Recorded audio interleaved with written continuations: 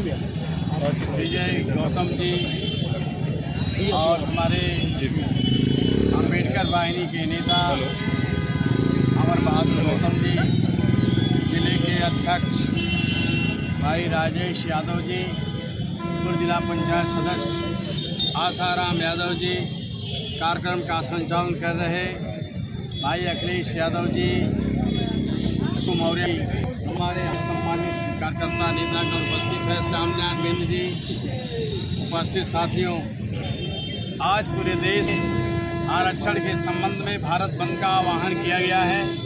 हम उसी आरक्षण के समर्थन में यहाँ सब फिट हैं।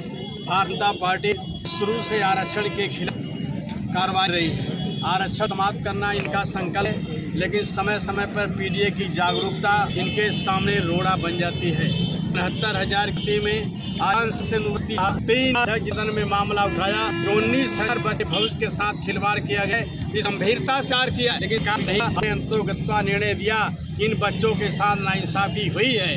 तो जो इन नाइंसाफी करने वाले हैं, अब तक 4 साल पहले नियुक्ति हो गई होती, लेकिन 4 साल विलम्ब से हाई कोर्ट ने आदेश दिया है कि इसका फिर से जो है कि चयन होना चाहिए। मैं सरकार से मांग करता हूं कि जो भी अधिकारी अनियमितता बरते हैं, जिनके वजह से हमारे बच्चे 1 साल से रोड पे संघर्ष कर रहे थे, धरना प्रदर्शन दे रहे थे, उनके खिलाफ कार्रवाई होनी चाहिए और चयनित बच्चों को पीछे से 4 साल का जोड़ करके वेतन भत्ता मिलना चाहिए।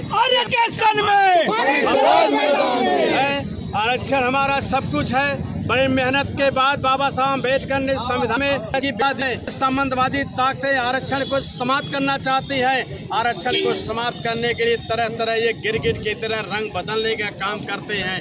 शिक्षा भी ये समाप्त करना चाहते हैं। आज बैकवर्ड के बच्चे को, दलित के बच्चे को, उनको छात्रवृत्ति और जो है छात्रवृत्ति नहीं मिल रही है। जब समाजवादी पार्टी की सरकार थी, तब अनुसूचित जाति के बच्चों को निःशुल्क शिक्षा, निःशुल्क एडमिशन लिया जाता था।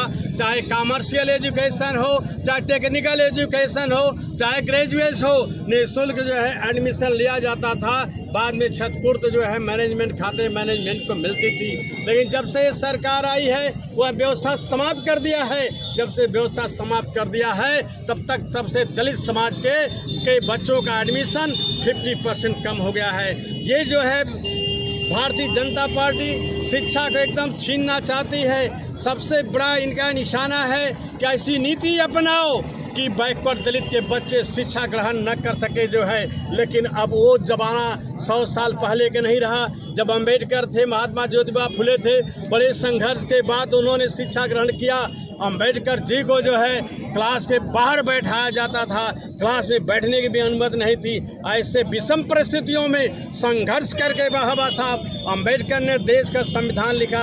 आज लिटलर एंट्री में जिस तरह से धीरे धीरे सैकड़ों भर्तियां कर ली गई जो है, क्या बैकवर्ड दलित के बच्चे नहीं पढ़े लिखे हैं? क्या उनके अंदर एजुकेशन की कमी है? एक अवसर आपने दिया, दलित का बेटा बाबा साहब भीमराव अम्बेडकर भारत जैसे देश का संविधान लिख करके रख दिया। आज उसकी आरक्षण के सम्मान में, आरक्षण के सम्मान में शिक्षा को दूर करना चाहती है। 3000 वर्ष तक हमारे पूर्वजों को पुस्तक छूने नहीं दिया गया, किताब छूने नहीं दिया, पढ़ने नहीं दिया गया है। तो शिक्षा से जो वंचित करने वाले थे, वो सदन में जो है वोट का अधिकार भी नहीं दे रहे थे। आप सीडी निकाल करके देख लीजिए, पार्लियामेंट तक इस मुल्क के सामंतवादी ताकतें जो है वोट का अधिकार भी नहीं दे रहे थे। मैं धन्यवाद दूंगा, मैं नमन करूंगा, मैं उनके चरणों में प्रणाम करूंगा कि बाबा साहब अम्बेडकर ने बड़े संघर्ष से जो है हम सबको वोट का अधिकार दिया, जिससे हमारा मान सम्मान स्वाभिमान सब कुछ जागृत हुआ। अगर आज हमें वोट का अधिकार नहीं मिलता, हमें कोई पूछता नहीं, कोई हमको जाता नहीं, जो है कोई मान सम्मान हमारा नहीं होता। इसलिए आरक्षण के सम्मान में हम सारे लोग यहाँ इकट्ठे हैं। भारतीय जनता पार्टी के नेता कहते हैं हम न खाएंगे न खाने देंगे।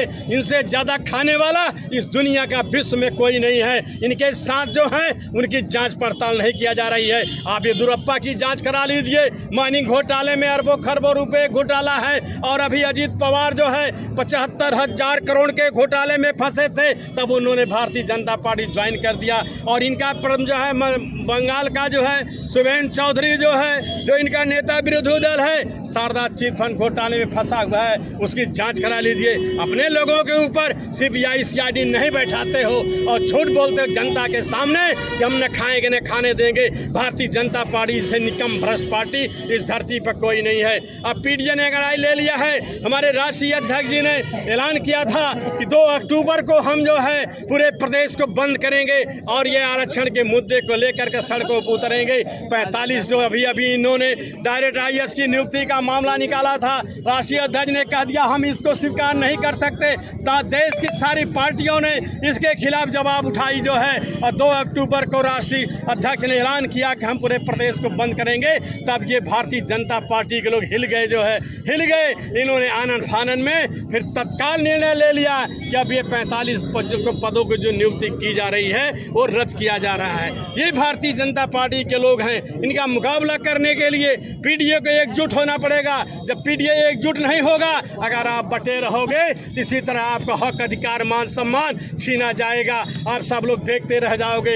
इसलिए अपने हक अधिकार के लिए, मान सम्मान, स्वाभिमान की लड़ाई लड़ने के लिए पीडीए को एकजुट होना होगा। एक तरफ एक कहा हम तो अभी इधर हैं, हम गांव में चलेंगे, चौपाल लगाएंगे जो है, हम चट्टी चौराहा में बैठेंगे, हम बताएंगे कि भारतीय जनता पार्टी दूर दूर तक बैकवर्ड दलित की हित ऐसी नहीं है। बैकवर्ड दलित के हितों का किस तरह से हनन करने वाले हैं, हम चौपाल के माध्यम से लगाने का काम करेंगे जो है। आपसे मैं कहना चाहता हूँ, ये शिक्षा वो आग है जो अंधकार को जला करके नष्ट कर देती है। शिक्षा वो शेरनी का दूध है जो जितना पिएगा उतना ही दहाड़ेगा। तो शिक्षा के लिए जो है हम सबको संकल्प लेना है, भागीदारी के लिए संकल्प लेना है। इन चंद शब्दों के साथ आप सभी लोगों को हार्दिक स्वागत अभिनंदन करते हुए अपनी वाणी को विराम देता हूँ। आप चंद नोटिस में इतने बड़े तादाद में, इतनी बड़ी संख्या में आरक्षण के समर्थन में आप सब लोग यहाँ पे एकत्रित हो गए हैं। अब भारतीय जनता पार्टी के रोकते हिल गए हैं। अब वो बैकवर्ड दलित के हितों के साथ